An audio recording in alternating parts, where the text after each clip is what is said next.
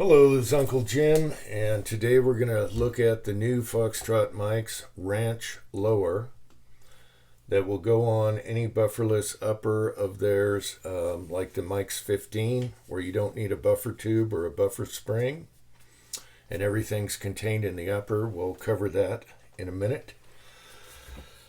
So this is their new ranch lower.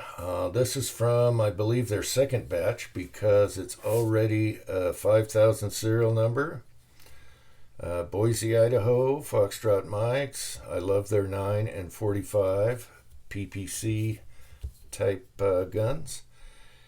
And so there's no videos, believe it or not, on this yet, even though I think this is the second batch. There's only a few shorts, and shorts don't tell you anything. So I'm going to cover the detail on the guts before we put the stock on, and we'll go from there. So this will take any 870 shotgun stock. Okay. And we're going to put a Magpul one on today. And so this is just covered in preservative right now. There's no oil or lube. It doesn't have any blemishes on it whatsoever. It's very nicely made. Has a nice mag well. It's beveled here. And I tried Magpul mags and Lancer mags. I'll do aluminum later, but I didn't want to show any aluminum marks inside. And they drop free. Now it's got a lot of interesting features. As a matter of fact, when I picked this up from my FFL, he said, all right, what is it? Because no one's seen this before. And again, there's no videos really, other than a couple shorts. So where to start? It has a pivoting trigger that pivots from down here. So it's like upside down. And from what I can tell, a GI hammer, a GI disconnector. But this part is different because your pins are over here. So let's look inside. Now the bolt release and mag release is standard AR. And some people might say, well, why? And I was like that when I first found out about it. And some people don't like pistol grips. Okay, like on the AR, and I don't like them on shotguns, that's for sure. And the other thing is they're working on uppers for these that are compliant in those states, those commie states like California, New York, places like that. So it won't have a pistol grip, yet it'll be comfortable with a typical 870 stock. So that's good for those states especially. I think it's going to be neat. I don't have anything like this. It's going to be totally different.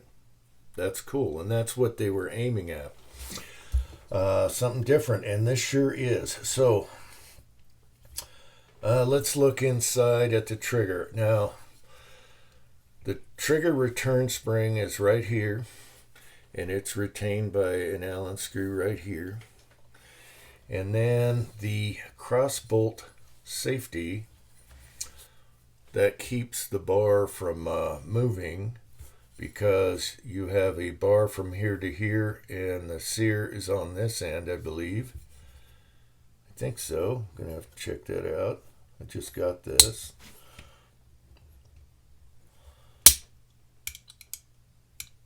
Okay, yeah.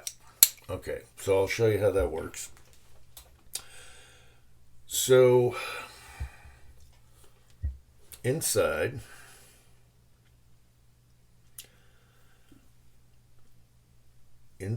you have your trigger return spring. Get that out of the way. See that? And then this piece right here pivots and brings that bar up, which releases the sear at the end of the bar. I haven't taken it apart, but that's what it looks like to me. All right. So the cross bolt safety can be converted to left or right-handed, retained here, and that keeps that bar when the safety is up. which you can't move when the hammer's forward. That keeps anything from moving, so there's no movement whatsoever. Very simple there. Looks like it's super easy to take apart. The only difference is you have a bar instead of the sear on the trigger on an AR, and the AR would be up here. And when I first saw pictures of this, I'm like, what are the pins doing over here when the trigger's here? Now I understand. It's kind of like a teeter-totter type deal. All right, so they have a little buffer pad here, which is for the upper, whether you're using like an AR folder on one of their uppers, okay, they have this nice piece to convert to a folder. It's very nice, very simple. So you can change lowers if you want to. I'm still wondering how the optic height is going to be between the difference of the two. Anyway, we're going to put the 870 stock on here, and it comes with your takedown pin, your spring, and your plunger, just like the front piece here. It already comes complete, so you don't have to do anything. And what you do here is you have your hole there for your plunger and plunger spring, just like an AR.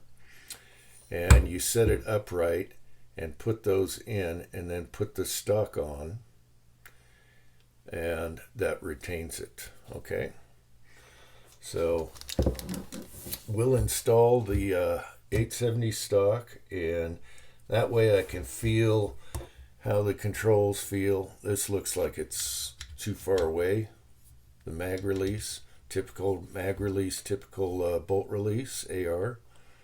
So the only real difference is the pivoting trigger and this bar that they're using, and the reset spring, trigger reset spring.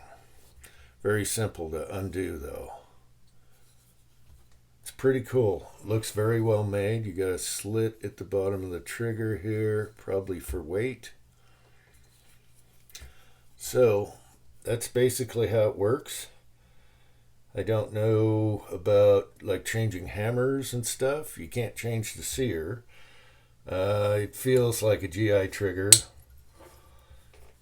I won't be able to really tell until it's on a stock. Yeah, it feels like a GI trigger, but it's not creepy. At least this one's not. It's heavy, but it's not creepy. Like a GI trigger. All right. So, what else? I guess that's it. So, let's put the stock on and see how it feels, and then we'll put it on the upper, which I haven't taken apart yet. Okay, so I'm going to put the Magpul 870 stock on here. We need to lube the provided takedown pin, plunger, and spring, as well as lube the parts in the lower, because it only has preservative on here. And I thought I'd give you one last close-up of what the guts look like. Try and get the light right. There we go. So your trigger return spring goes along this bar, and this clears the hammer with what we'll call the sear at the end of this bar.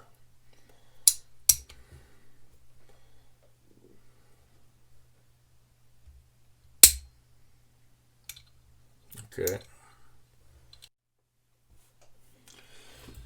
Okay, you guys know how to do this. We got our plunger and spring and our takedown pin all lined up. It helps to put a little grease so it'll stay there until we put the stock on it. And then we'll hold this upright when we do that. I'll do that off camera. Then we just use the provided parts from Magpul. So since I'm not using a sling, I'm putting a spacer in here. And that's it. And then our bolt will go right in here. I might clean that out with a Q-tip real quick. And then our cover. Alright, so I ran into a slight snag and I should have dry fitted this first before putting the plunger in here. It's waiting, but it's got grease on it, so it's not moving. This adapter piece, if you're not using sling attachments from Magpul, is really tight. So I might be able to force that on there, but I don't have an extra piece from Magpul, and I'd hate to break it. So this is super tight. And then always check for any slag or something at the bottom.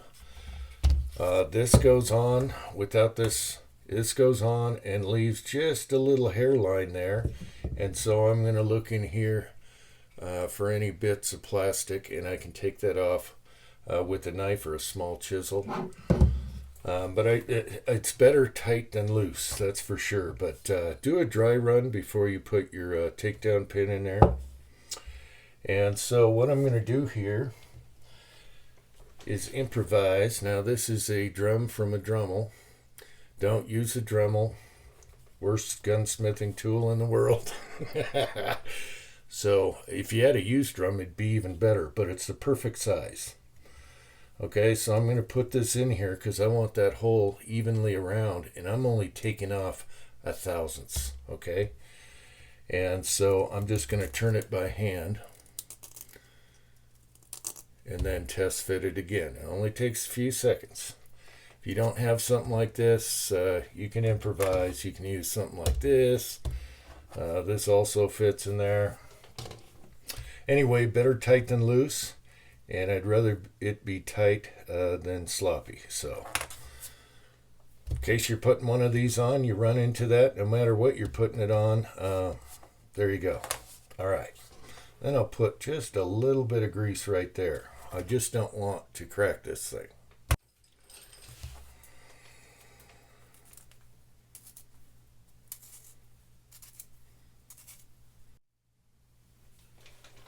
All right, I think we got it. I'm just going to put a little grease here. And then I clean the hole with some alcohol so it'll take to the bolt that already has some Loctite or whatever on it. All right, so now we're going to test fit this, and it's tight, but it fits. All right, now we're good to go. Okay, now we're installing the provided bolt from Magpul. Make sure your takedown pin is perfectly aligned and works before you tighten down the stock. And then we'll just tighten this down, you know the drill, and then put the cover on it. Okay, that was an easy fix. I could have forced it on there, but with the stock and everything, it's just awkward. It's nice and tight. This isn't a crucial part as far as the hole goes because there's still a hole in here and then it's bolted on, but I like everything to fit nice. So this has a washer, and they say do not over tighten this bolt, so do it tight but not too tight. And so I just used the old torque fingers here, and it lines up perfect with the receiver. Look at that, perfect on both sides. That is nice. All right, so we'll just put the little rubber cover on here, whichever way it goes. And then I need to put some spacers here that are provided with the stock and see what length of pull I want. I kind of want it short and sweet. So we'll put the upper on the lower and see what we like. Okay, so at first I didn't get it. But now I get it. I get it. Now I get it. So I understand the pivoting trigger now because of the angle of the stock. If you try pulling like straight across down here, nothing's gonna happen. But the way that the shotgun's stuck on here, that's why the pivoting trigger. So nice reset. Now I get it. It's slim and sleek. It's light. We got to talk about the upper and why it's light. It's got a smaller bolt in it. It's only got one spring for a buffer spring, recoil spring, whatever you want to call it. And I don't like the ugly spacers on these Magpul shotgun stocks. I'm kind of liking it short. It'll depend on my optic. I'm going to put a 3-power 223 scope on here, and then we'll see what the eye relief and everything is, and then I'll space from that. I'm going to use short rings, so keep it down low, and it looks like it's going to be perfect. I was worried about it being like this because we'll talk about the upper, but it's got a little bit taller rail to accommodate your charging handle here. Let's do this side. Okay.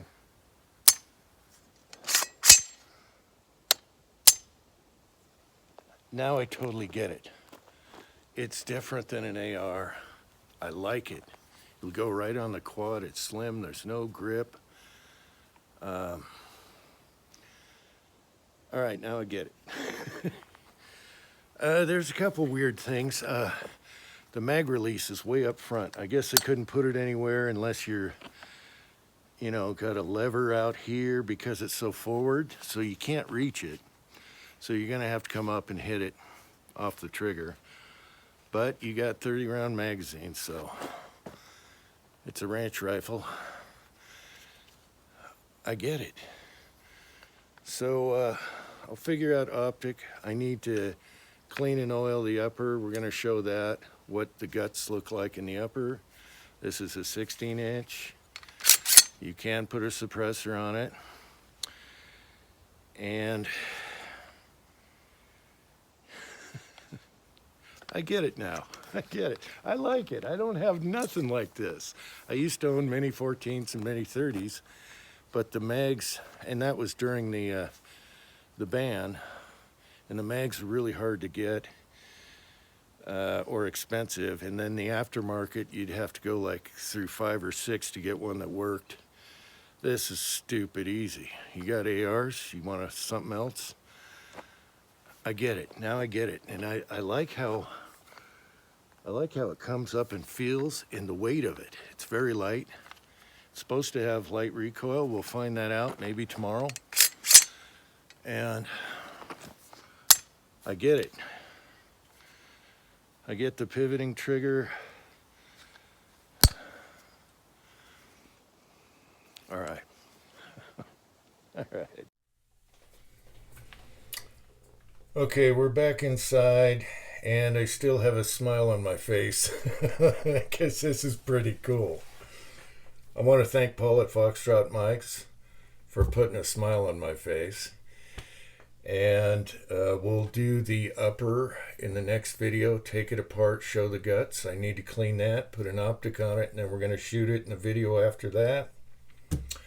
The Mike's 15 upper is also very versatile. You can put it on a regular AR lower with a folder. It doesn't need a buffer or buffer spring or tube. And if you have a regular AR lower with the stock on it, you can just take out your buffer and spring and put this in there. This just gives it a little bit of cushion when it bottoms out. It's really there just in case. All right. I guess that's it. I hope you found this interesting. There wasn't any videos on it. And so until next time, thanks for watching.